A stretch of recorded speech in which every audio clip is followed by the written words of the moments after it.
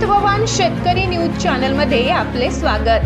ताज्या आणि महत्त्वाच्या घडामोडी जाणून घेण्यासाठी आमच्या चॅनलला लाईक करा, सबस्क्राइब करा आणि बेल आयकॉनवर क्लिक करा।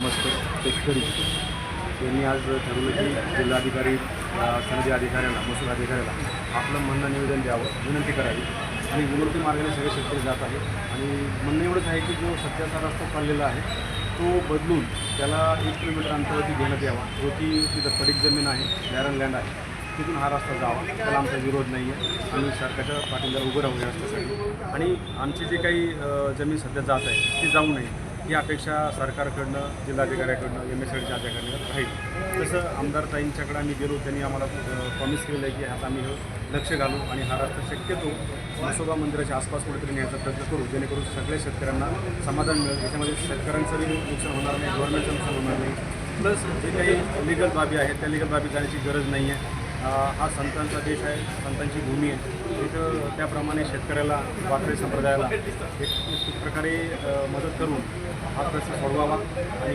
कुठल्याही ज्याला म्हणता येईल की अनलिगल इनलिगल ठराव ह्या गोष्टी जाऊ नयेत आणि जे काही असंच कळत हा मार्ग संपन्न व्हावा आणि आमच्या सगळ्या तक्रारी यातून निष्पन्न व्हाव्यात आणि क्लॅरिटी यावी।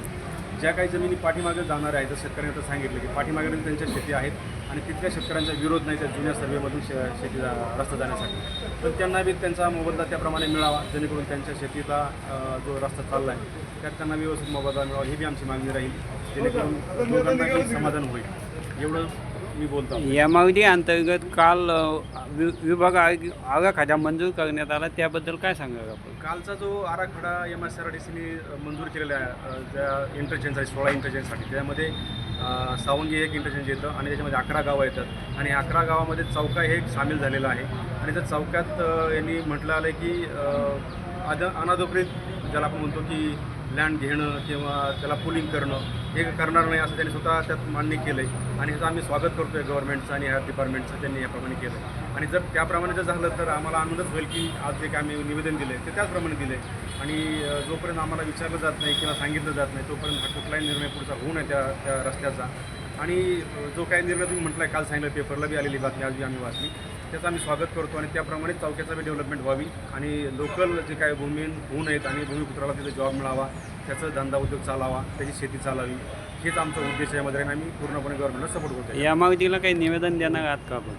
देणार आहेत ना सर, निवेदन सगळीकडे देणार आहोत, सगळ्या गव्हर्नमेंट ऑफिसरला आम्ही जागा करणार आहोत, सांगणार आहोत समजून हे असं आहे आमचं जे काही आंदोलन आहे ते शांती मार्गाने चालणार आहे आणि आम्ही सर्व प्रकारे सगळ्यांना निवेदन देऊ, त्यांचं मार्गदर्शन घेऊ आणि पुढे ते जे सांगेल त्या पद्धतीने आम्ही करू। फक्त आमची विनंती एवढीच राहील की रस्त्याचा जो भाग चालला आहे तो चेंज करावा, दुसरीकडे जावा। आपलं नाव? मी डॉक्टर संतोष गळगे, चौका, शेतकरी। आमची मागणी अशीच आहे की जो प्रस्तावित रस्ता आहे खानदेश एक्सप्रेसवे जो संभाजीनगर ते जळगावला होतोय, तर तिथे सुरुवातीचा जो पॉईंट आहे चौका, तिथे आमच्या सगळ्या शेतकऱ्यांचे जे घरं आहे आणि जमिनी तिथे उद्ध्वस्त होत आहे, तर सरकारला आमची हीच मागणी आहे किंवा जे संबंधित अधिकारी त्यांना हीच मागणी आहे की हे जे घरं उद्ध्वस्त होत आहे किंवा जमिनी उद्ध्वस्त होत आहे याला तुम्ही स्थलांतरित करून 1 किलोमीटरच्या अंतरावर किंवा जिथे तुम्हाला कमीत कमी विरोध होईल अशा ठिकाणी तुम्ही त्याला बाजूला तुम्ही शिफ्ट करू शकता। तर माझ्यासोबत हे शेतकरी आहेत आणि सगळ्यात महत्त्वाचं म्हणजे की जर यांची घरं उद्ध्वस्त झाली किंवा आमची घरं उद्ध्वस्त झाली, जमिनी उद्ध्वस्त झाल्या, तर आम्ही राहायचं कुठं आणि खायचं काय? तर हीच आमची मागणी होती आणि यावर लवकरात लवकर जे संबंधित अधिकारी आहे किंवा प्रशासन आहे त्यांनी यावर तोडगा काढावा। तुम्हाला काय आश्वासन दिलं? आश्वासन आम्हाला असं देण्यात आलेलं आहे की जिल्हाधिकारी जे आहेत ते यावर विचार करून तुम्हाला सकारात्मक रिस्पॉन्स देतील। सध्या अधिवेशन चालू आहे, आमदारांना काही प्रश्न उचलला का याविषयी आमदाराच्या कानावर टाकले? नाही, आमदारांनी कुठलाही कोणी प्रश्न उचललेला नाहीये।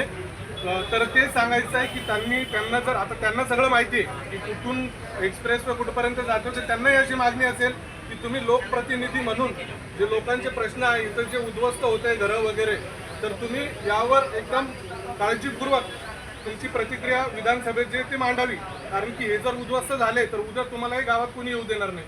किती शेतकरी त्याच्यात बाधित होणार?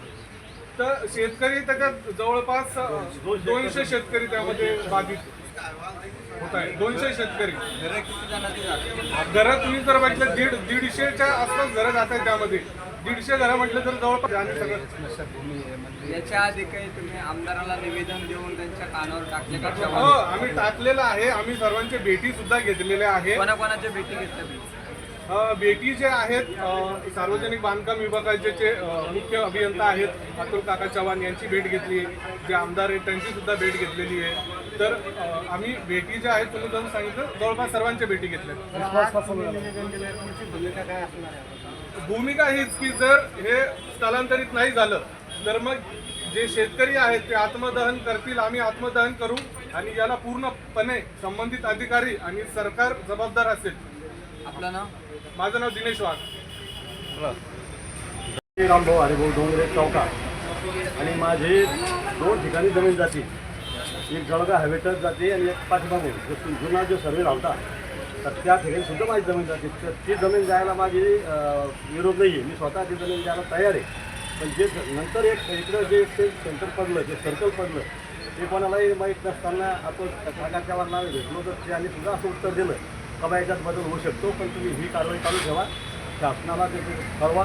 आणि काल बी आम्हाला असं माहिती पडलं की धुळे सोलापूर हा जो पातळून चालला होता आपलं आढळून, तर याच्यात खासदार साहेबांनी धुळे साहेबांना ते घातलं तर त्याच्यात बदल झाला. बदल होत नाही असं नाही, बदल होतो. पण या खासदार आमदार साहेबांनी या लोकांनी येऊन आमच्या शेतकऱ्याला प्रत्यक्ष भेट देऊन त्यांची मानसिकता तुमचं काम केलं पाहिजे. त्याचं सध्या आमच्या शेतकऱ्याची मानसिकता फसलेली. तिकडे तिकडे तोच विषय, सकाळ संध्याकाळ लोकांचं पेरणीचं लक्ष नाही, पण कामाचं लक्ष नाही. सकाळ संध्याकाळ रात्री मोबाईलवर ते व्हिडिओ पाहत बसता आणि एकमेकाला फोन करता कसं होईल, काय होईल, कसं होईल, काय होईल. म्हणून मी त्या दिवशी सुद्धा बोललो का बा ज्या लोकांना काही शुगर BP आहे त्या लोकांची BP वाढू शकते. काही काही लोकांना झोपले आता आमच्याबरोबर या शुगर वाघ येईल.